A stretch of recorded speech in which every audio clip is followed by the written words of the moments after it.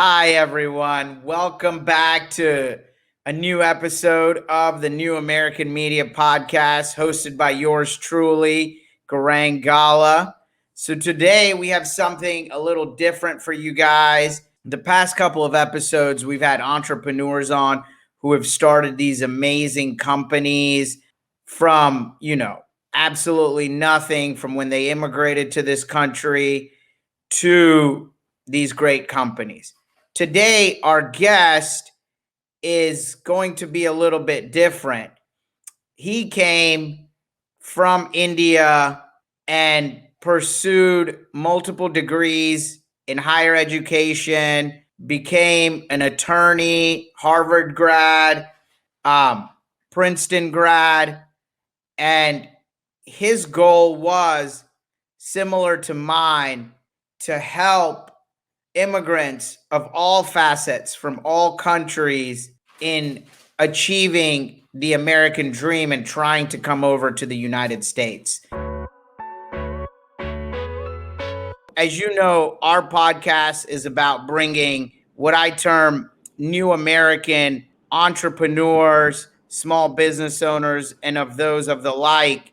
Could you kind of talk a little bit about your parents and how that came to be? Sure. Well, first of all, thank you so much, Goran, for having me on. I actually immigrated in 1973 when I was just 2 months old. Oh, And wow. Okay. yeah. And so, I was an infant when I got here and things were going great until suddenly they did not in the recession of 1973. But thanks to the generosity of the American people, we were, even though we hit the economic skids during that recession, we were allowed to move into public housing and food stamps for a time. And so I lived in those two programs, or benefited from those two programs for about half of my early childhood. And then my father was allowed to complete his studies and later on found an excellent job in, of all places, Peoria, Illinois, Goran. And so we moved to Peoria, and that was really the beginning of the golden period of our lives, because that's when we entered the middle class. And pretty much every night at the dinner table, I remember my father saying something along the lines of, think of the greatness of this country, think of the greatness of its institutions, and whatever the two of you do, my brother and me, try to make sure this country is there for the next families who need it. And so that became, kind of the North Star of my personal compass. And so fast forward through law school and working in the public and private sectors. And now I'm, elected to Congress, and my life has come full circle, and I can actually pursue that mission statement of how do we make sure America's there for the next families who need it? And that's kind of my sacred mission. That's amazing. Very great to hear. And that shows coming from India, living in public housing, and having that to become the person you are today. Tell me a little bit, kind of, growing up, some of the lessons you learned from your mother and father, and kind of what they instilled in you. I know, as my Indian parents, a similar way, they either want you to be like a doctor, a lawyer, Yes. an engineer, that kind of thing. So what were those, kind of talks in the Krishnamurthi household, That's it's a great question. I think if I reflect back on what my parents taught me, and they really are my heroes, Gaurang. They were the ones who really sacrificed more than me or anyone else in my, where I've come, arrived today. I think a few things stand out. One is they really, I have to say, they really respected everybody and treated everyone with dignity. And they had a especially soft corner for people who were in a vulnerable position, whether it was financially or whether it was because of a health issue or whether it was because of a unique family circumstance. And I remember so many times when, these types of people would come to our home, and we would just sit and as a family pray together for them and be with them and comfort them. And my parents didn't have much in the way of money, but they had they shared whatever they had, and they made it a point to just be there for other people and treat them with incredible respect and dignity. I think the second thing that my parents instilled in us was faith. Um, we happen to be Hindu Americans, and my parents were devout. And they were in a way devout without like making people uncomfortable or preaching to other people all the time what they should and shouldn't be doing. But I guess what that did was it sustained them through kind of the highs and the lows. It humbled them when they had good news, right? Um, Definitely. but it also sustain them. And we would get a financial blow, or we would get some other bad news. And I think that has stayed with me to today. In terms of the last thing I would mention is education. I think that more than anything else was kind of drilled home very early on. I think this is true for most Indian American families and Desi and South Asian families, which is education is your ticket to the future. There's nothing else. And a public 100%. school education is the gateway to the American dream. Now, my parents didn't have the resources for private school, but we were so fortunate to be in a public school system where, I got a tremendous amount of tough love.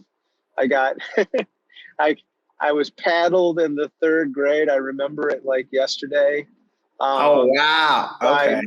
Mrs. Middendorf, who she was also the one that said, your son has, to my parents, your son has tremendous potential. We need to get him into more activities that occupy his energy, his very high energy. And by the way, I also remember because she worked two jobs. She worked as a public school teacher, and she worked at that time a big department store called Carson Prairie Scott. And she just didn't have enough money to make ends meet as a teacher, and that also has informed my deep respect and desire to help public schools and public school teachers, because I benefited so greatly. No, that's great. I remember I had a teacher, one of my AP biology teachers, similar to that, where she got her degree from Duke and had over 100 grand in student debt. But, as a teacher in the North Carolina public school system here, they're making like 35, 45,000 back in Right. the late 90s. This was the late 90s. Right. I mean, I think, they're not single people. They usually have children. They have families. They are professionals. And to have them in that situation is not only untenable for them, but it's also a sign of like how little value we place on education as a country and public school education. And we talk a big game in Washington D.C. We talk a big game as politicians, but when the chits are down, so to speak, we don't put our money where our mouth is, and that's something that's a long run challenge for us and for me, quite frankly. No, you're definitely correct. One of the great things I think, especially here in North Carolina, that kind of separates us from a lot of the other southern states was the 40 years of Democratic administrations going back from Terry Sanford to Jim Hunt that put emphasis on public colleges, community colleges. Our community college system is second only to the state of California. And I think education is highly important to help, what I say, new Americans, but also all Americans to gain access into the middle class. 100%. So tell me, when you went to college and what your thoughts were on, becoming an attorney. Did you think about studying or working in corporate law, working for a large corporation? or did you want to go work in the DA's office, be a public defender? Kind of what was going through your mind at that age, 24, 25 years old, when you're making this decision? What were you thinking about? I wanted to pay off my debts, Gaurav. More than anything else. I had about $100,000 of law school debt.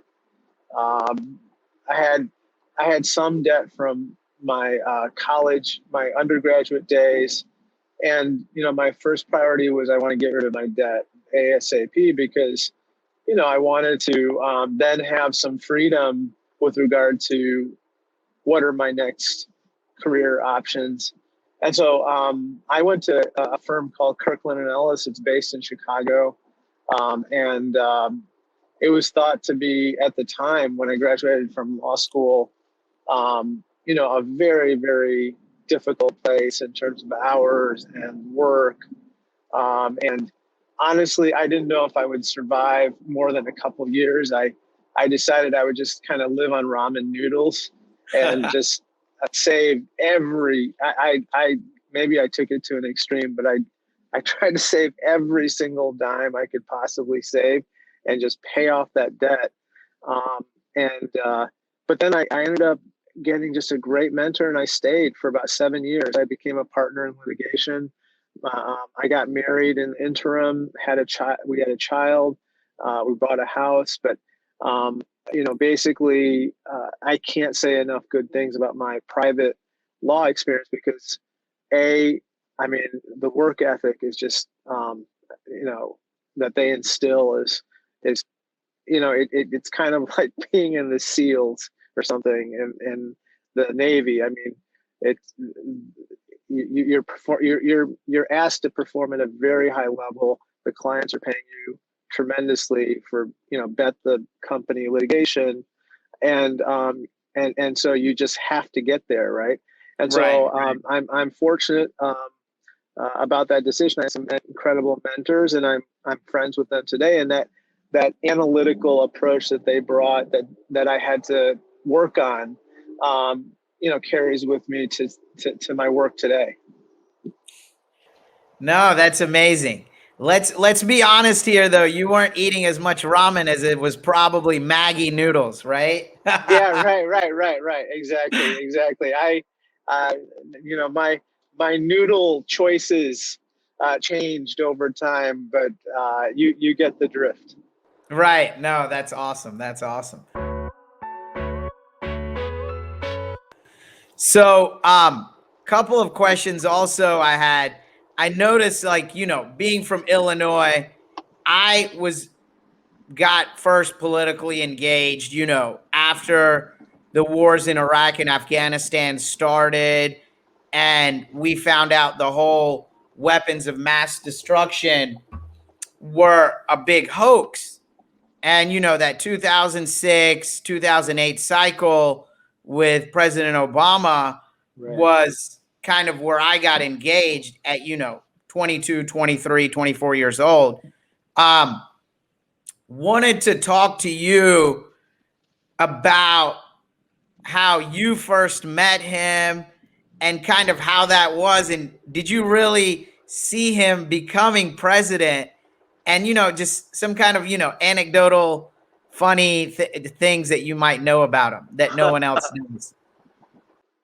Well, I could pretend that I did, but I would be lying if I told you I saw any of the future at that time with Barack Obama.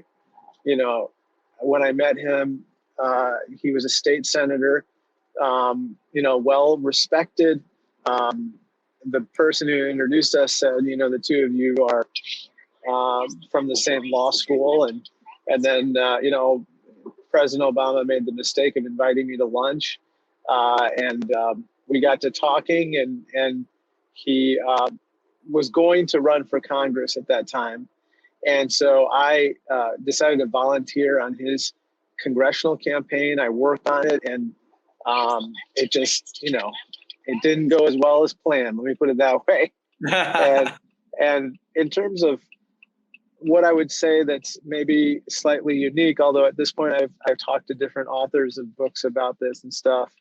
is I remember in the summer of 2002, he was in his law office at that time, and in the and he had an attic office. There was an office in the attic. It was Oh, about wow. 100. It felt like 95 degrees. I mean, it was just so hot. He was sweating bullets. I was too, and I said, "Gosh, man, this is really, what's going on here? What's your, you're working so hard." And he said, "I have to pay off my credit card debt." He had about $10,000 of credit card debt, which is a ton of money, and this is 20 years ago, right? So, 100%. and yet, he had to pay off the credit card debt, and then on top of that, I remember he got a call from somebody who needed help with a pro bono matter. She had been the victim of domestic violence, and he stepped in and helped her. And I just remember that because I thought that said so much about his character. In any case, I was so impressed by him.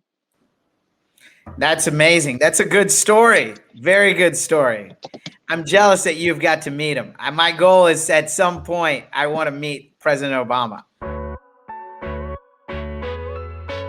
Let's talk about, I would say, your foray into politics and kind of with you being an attorney working on litigation, how did you move over into the political realm? And, obviously you had some losses before your win in 2016, and kind of what pushed you to continue going?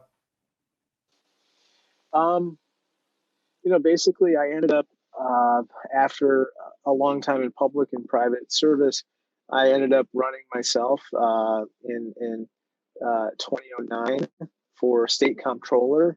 I ended up losing by 1 percentage point, less than 1 percentage point in the state Democratic primary. And, people thought, okay, well, maybe this guy's got game. And so people continued to support me. And then I decided to run for this seat. And I ended up taking the silver medal that time, not the gold.